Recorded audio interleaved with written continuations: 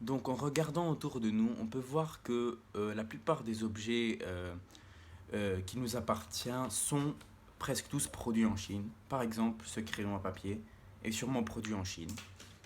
Ce Rubik's Cube est sûrement produit en Chine aussi. Et cette trousse est aussi sûrement produite en Chine. On peut donc voir une très grande dominance chinoise dans l'espace industriel. Et on va donc s'intéresser à l'étude de la Chine depuis 1949 et comment cette très grande puissance a pu, euh, franchir plusieurs étapes dans son histoire pour avoir ce titre de superpuissance. Donc il faut le savoir, aujourd'hui la Chine euh, est la première puissance avec la première armée en termes d'effectifs, la deuxième armée en termes de budget, donc elle a environ 215 milliards de dollars en budget militaire, et il faut donc savoir qu'ils sont en train de se développer de plus en plus aujourd'hui pour enfin avoir ce titre de superpuissance et continuer à dominer le monde et à un certain moment même dépasser les États-Unis.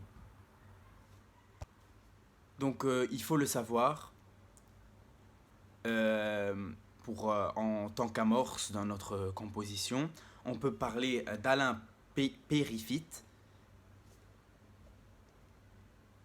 qui publie en 1973 Quand la Chine s'éveillera, le monde tremblera. Et donc on peut voir que cet homme, il avait raison et que la Chine, depuis cette époque, est en montée en puissance qui finit vite par créer une menace sur la surface internationale. Et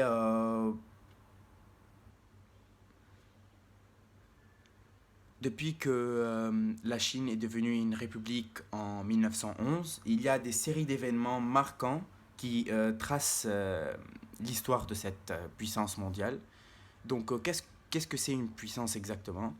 Donc, une puissance, c'est la capacité d'un État à imposer sa volonté aux autres dans un système international dont les États sont les acteurs dominants.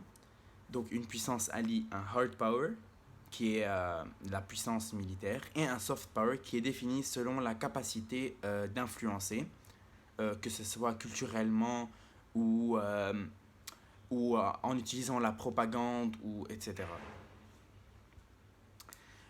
Donc, en 1927, il y a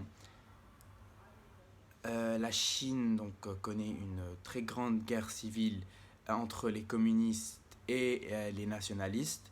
Donc, à cette époque, la Chine était divisée en deux branches. D'un côté, les communistes dirigés par Mao Zedong, et de l'autre, le côté nationaliste qui est dirigé par Chiang Kai-shek. Cependant, durant la Seconde Guerre mondiale, ces deux branches s'allient et collaborent afin de créer une Chine alliée qui est contre le Japon. Pourtant, cette entente de paix ne va pas durer très longtemps et la guerre civile reprendra juste après la Seconde Guerre mondiale. Nous allons donc s'intéresser à la question suivante. Quelles sont les différentes étapes auxquelles la Chine a dû franchir pour parvenir au titre de superpuissance mondiale? Pour cela, nous présenterons tout d'abord une Chine dirigée par un modèle communiste, donc une Chine qui se construit sur une base communiste pure, qui progressivement se rapproche à la reconnaissance internationale, avant de nous intéresser aux facteurs d'émergence qui font de la Chine une puissance mondiale aujourd'hui. Donc, pour le plan que j'ai préparé, nous allons tout d'abord en première partie voir une Chine qui est dirigée par un modèle communiste se rapprochant à la reconnaissance internationale. Puis nous allons voir l'émergence d'une puissance internationale depuis 1978. Donc durant la période où la Chine est dirigé par un modèle communisme appliqué et instauré par Mao Zedong, on a tout d'abord une affirmation de la part de la Chine en tant que puissance. Donc la Chine cherche à devenir la seule Chine représentée mondialement, donc en fait prendre la place de Mao Zedong, non désolé, prendre la place de Chiang Kai-shek, qui est le représentant de l'ONU à l'époque. Et en faisant cette montée en puissance, ils vont établir ils vont établir un alignement durant une certaine période avec leurs voisins soviétiques, l'URSS. Et suivi par cet alignement, il y aura la rupture avec l'URSS à cause de certaines politiques qui sont menées en URSS. Donc tout d'abord, parlons de l'affirmation de la Chine en tant que puissance. Donc il faut savoir qu'au début, en 1949, il y avait la dominance de la RPC sur le territoire chinois. Donc tout le territoire chinois est occupé par la RPC, qui est la République populaire de Chine. Donc Mao Zedong a pour but de trouver un moyen de protéger son État afin de prendre la place de Chiang Kai-shek à l'ONU, comme on l'a dit tout à l'heure. Donc, il affirme certaines relations avec d'autres États, mais le majeur État où il va appliquer sa dominance est l'URSS. Donc, il va appliquer une relation avec l'URSS pour organiser sa politique et son économie. Donc il s'attache à un État qui est propice à son développement et à leur idéologie qui est communiste. Donc il y a donc une signature d'un traité de paix entre ces deux États et ils vont donc planifier l'économie chinoise en appliquant un plan quinquennal qui va donner la priorité à l'industrie lourde et à la collectivisation des économies. Donc, en ce qui concerne la politique intérieure, on a une Chine qui est toujours communiste et qui a pour seul parti le parti communiste chinois, qui est la PCC. On voit donc l'encadrement des jeunes et de la majorité de la société sur ce modèle communiste. Par exemple, dans les campagnes, les élites sont remplacées par des cadres du PCC.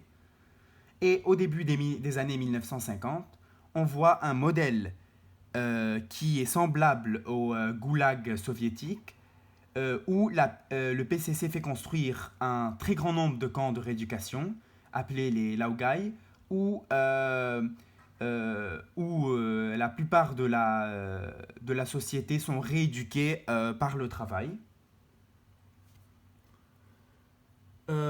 Donc aussi, il y a une série d'événements qui marquent l'histoire chinoise, où Mao Zedong essaye de montrer sa dominance. Par exemple, il initie la libération de certains territoires qui ont obtenu l'indépendance durant la chute de la monarchie chinoise en 1911. Par exemple, le Tibet. Le Tibet est annexé en 1951 et le Dalai Lama est exilé quelques années plus tard. On a donc une affirmation de la puissance militaire et un intérêt à collaborer avec d'autres pays qui partagent la même idéologie. Par exemple, ils envoient 1,7 milliard de soldats pour soutenir la Corée du Nord, par exemple, à conquérir la totalité du territoire coréen, qui à ce moment-là est divisé en Corée du Nord, Corée du Sud.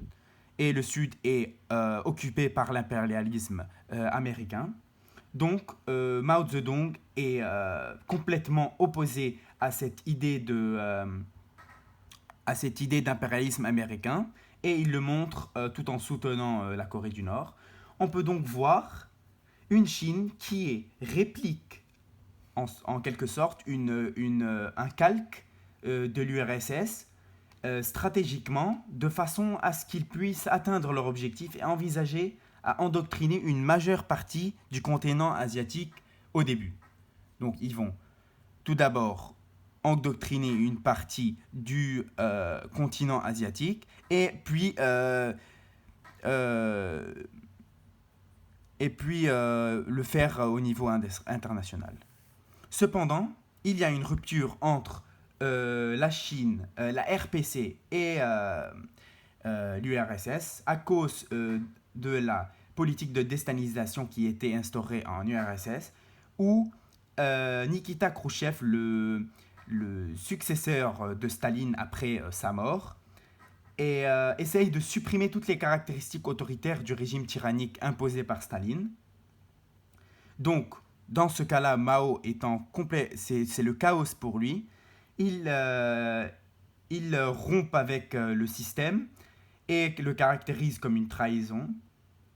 On a donc la création de ce qu'on appelle le marxisme, le maoïsme, qui est en fait une idéologie marxiste qui s'inspire de Lénine et accorde la priorité à la paysannerie et au prolétariat.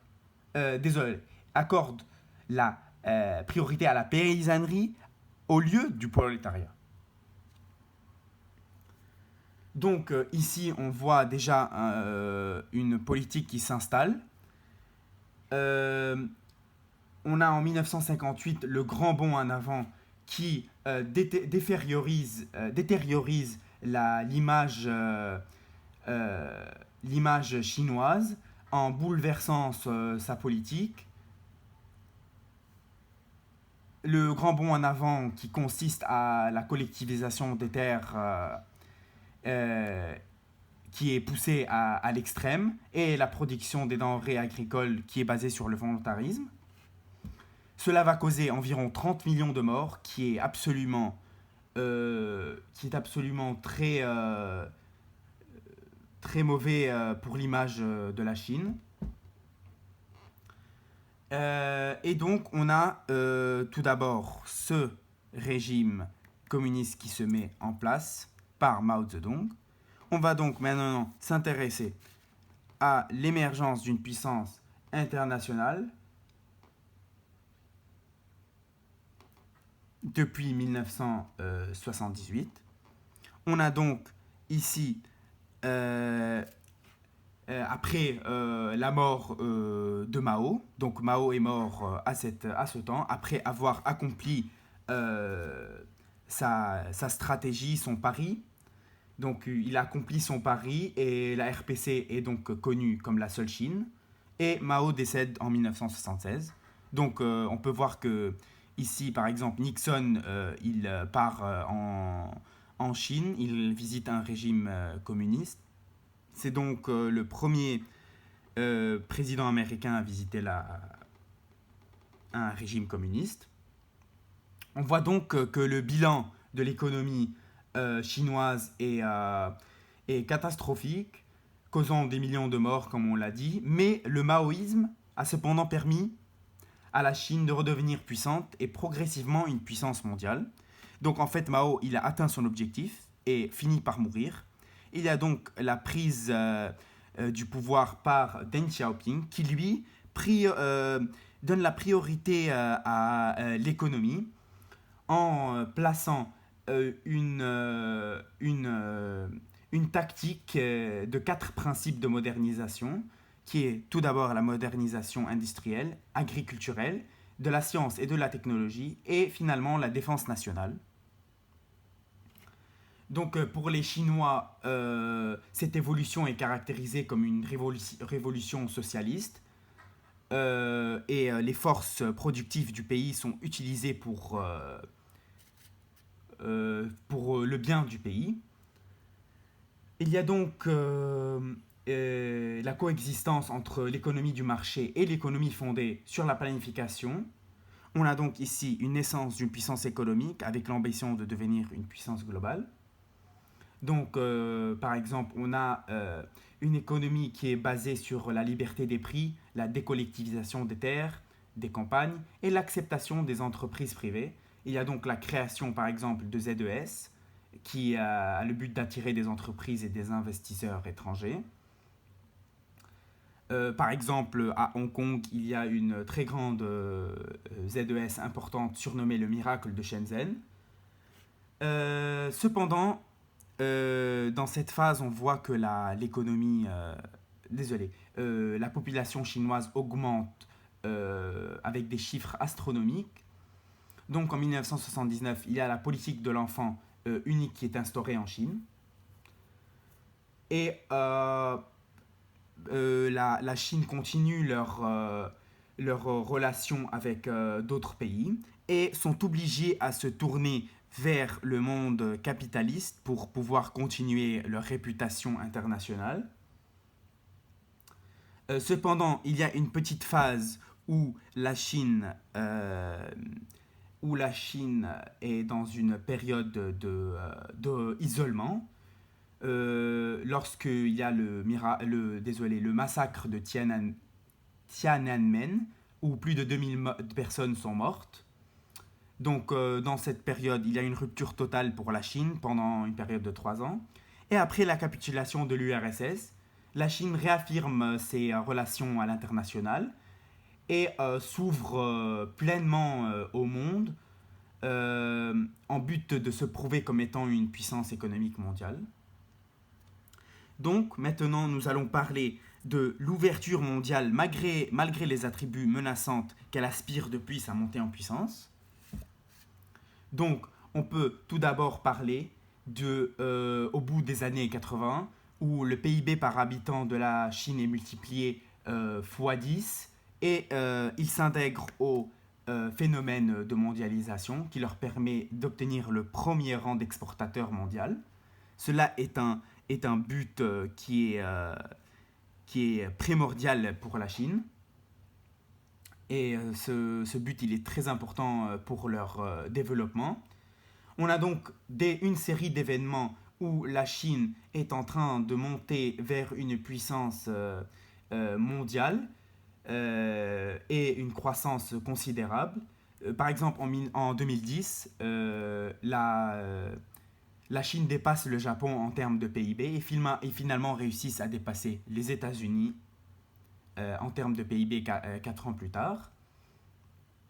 Et depuis, on peut voir que la Chine s'ouvre pleinement aux investissements en Afrique et veulent rappeler leur leadership dans le tiers-monde.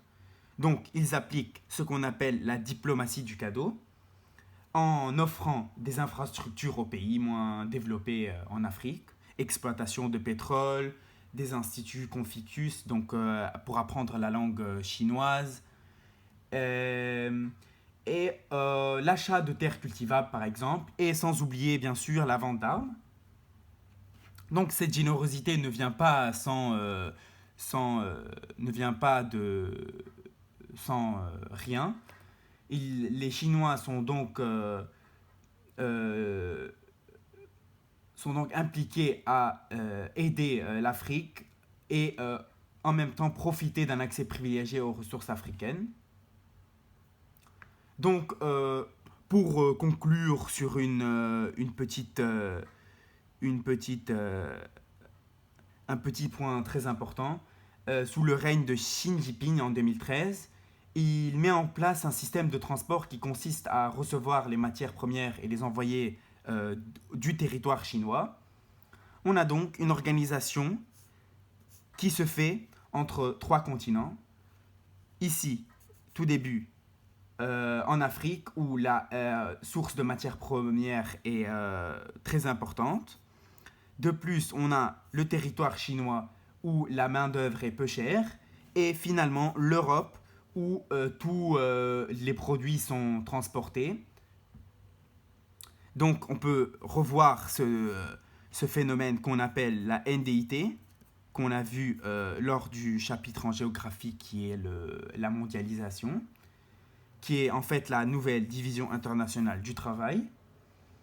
Et cependant, au niveau social, la Chine présente toujours des inégalités vu qu'ils sont 101e en termes d'indice de développement humain, en raison d'une politique économique à méfier, caractérisée comme agressif, où seulement tous les ouvriers sont seuls à se consacrer au travail et il n'y a aucun savoir-faire qui est transmis entre la communauté. Donc, la Chine est très dépendante de la mondialisation et des consommateurs, et progressivement, elle est en train d'acquérir les autres attributs d'une superpuissance. Nous allons donc parler de quelques situations qui ont rendu la Chine une puissance internationale. Par exemple, la Chine, depuis, est en train de devenir une puissance géopolitique avec des prétentions mondiales. Ils sont donc, comme on a dit à l'introduction, première armée en termes d'effectifs. La deuxième armée en budget, environ 215 milliards de dollars sont investis au sein de l'armée. De plus, par exemple, ils organisent des événements internationaux comme les Jeux Olympiques en 2008 et ils sont toujours à la course vers Mars et font plusieurs projets d'envoyer des hommes sur la Lune. Par exemple, en 2019, il y a l'atterrissage alunissage sur la face cachée de la Lune. Désolé. De plus, leur soft power est en fait restreint à la culture asiatique. Donc, le soft power est un peu encadré à la région asiatique. Mais toujours la Chine est vue comme un pays qui ne respecte pas les droits de l'homme. Donc on peut voir que la Chine est cependant une puissance qui s'est montrée grâce à ces deux parties qu'on a montrées, qui s'est montrée puissante et prépondérante aux enjeux mondiaux. Cependant, il reste une puissance incomplète, vu que leur statut social est encore est encore mal vu par les autres États. Donc, on peut dire que la Chine est tout d'abord une puissance qui a appliqué un modèle communisme pour se rapprocher de la reconnaissance internationale. Et puis, elle émerge en une puissance internationale depuis 1978 en appliquant des principes appliqués par Deng Xiaoping pour enfin devenir une puissance économique et enfin une superpuissance, mais qui reste toujours incomplète. Donc, en guise de conclusion, on peut dire que la Chine, depuis 1949, a pu s'affirmer comme une puissance afin de devenir une superpuissance. Donc après une période d'alignement avec l'URSS, la RPC a pu s'affirmer comme un grand acteur entre deux blocs, l'Ouest et l'Est. En 1980, après un choix d'ouverture économique, la RPC a pu devenir une puissance mondiale dont l'influence s'exerce à l'échelle asiatique, comme on l'a dit. Or, il y a une méfiance qui est toujours attribuée à cette très grande puissance et qui l'empêche à appliquer un soft power qui est efficace et aussi empêche ses ambitions à continuer et à avancer en tant que superpuissance. Donc on pourrait peut-être se demander la question: est-ce que la Chine pourra dans le futur dépasser et combler une puissance qui va certainement dépasser les États-Unis par exemple? Merci.